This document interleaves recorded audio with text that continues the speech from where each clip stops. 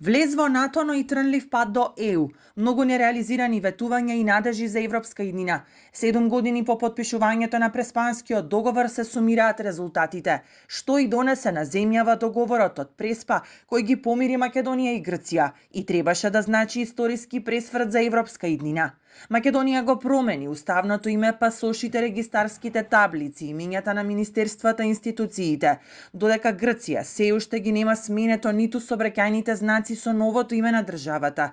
Се уште стојат старите со Фиром и Скопје, а не се ратификувани и 3 меморандуми за соработка. Голем дел од потенцијалот на договорот остана неискористен, велат експертите, а дополнителното вето од Бугарија го подгреа скептицизмот кај граѓаните, кои се прашуваат дали залудно го сменивме името. Формално Преспанскиот договор никогаш не вети членство во Европската Унија. Мора да се знае тоа. И се поинаку кажано беше манипулација од тогашната влада, вклучувајќи го и референдумското прашање кое што нели беше малку извртено и не осликуваше целосно реалноста. Така што формално правно си го оствари своето ветување, меѓутоа Преспанскиот договор, меѓутоа на ниво на домашната јавност и тоа како очекувањата на истата беа креирани од политичките елити, секако дека имаше очекување да е непречени патот кон Европската Унија, што за жал се разбира не е случај, како што сведочиме. Критикуван, оспоруван и неприфатлив за многумина, договорот последнава година се спомнува и како потенцијален модел за уставни измени со одложено дејство, за надминување на спорот со Бугарија и деблокада на патот кон Европската Унија.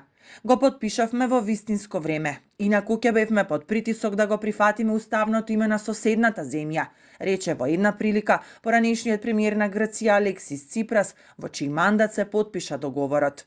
Не само што беше вистинско време, туку ако не го потпишевме договорот, тогаш работите можеа да скиснат, не само да созреат. Без оглед кој е на власт, ќе бевме под притисок да го прифатиме уставното име на соседната држава.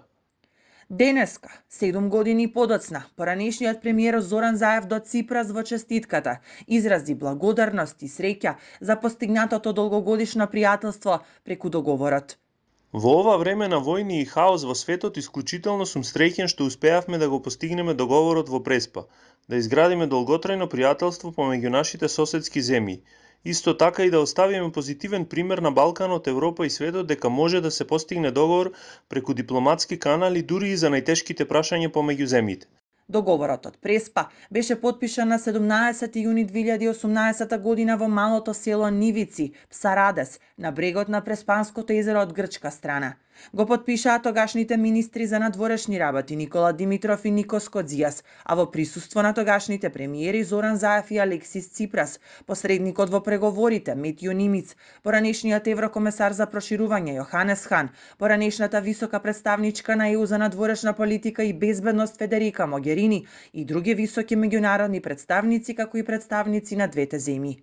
Договорот стапи на сила на 12 февруари 2019 година. Со новото име Северна Македонија стана 30-та членка на НАТО.